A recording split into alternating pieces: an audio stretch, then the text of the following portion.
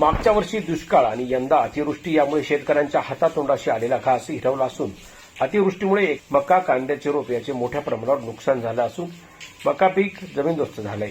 उरलेल्या मका काढण्यासाठी पाऊस थांबत नसल्याने शेतकऱ्यांची मोठी अडचण झाली आहे। उभ्या असलेल्या मक्याच्या बिट्टीला देखील कोंब फुटू लागले, यामुळे शेतकऱ्यांचं मोठ्या प्रमाणावर नुकसान होत आहे।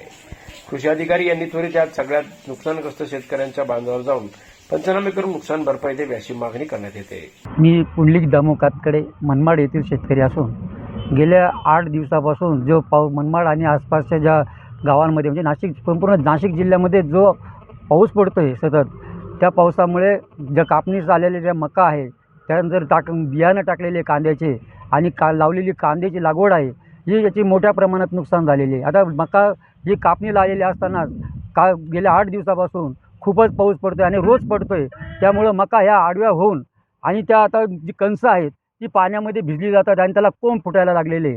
म्हणून आता आमचं म्हणणं असं आहे की जो पावसामुळे जे नुकसान होतं आहे याचे लवकरात लवकर पंचनामे केले पाहिजे, कारण मागच्या वर्षी दुष्काळ होता आणि आता त्या दुष्काळाच्यामुळं आमची जी नुकसान झाली होती ती भरून निघण्याची कुठेतरी अपेक्षा होती शेतकऱ्यांना, परंतु हातातोंडाशी आलेलं पीक हे सुद्धा आता जाण्याची वेळ आलेली आहे। म्हणून आमच्या सरकारकडे एकच मागणी आहे की या जे झालेले नुकसानी आहेत याचे लवकरात लवकर पंचनामे करावे आणि त्यांना आर्थिक मदत करावी। जनजागर मराठीसाठी अमीन शेख, मनमाड।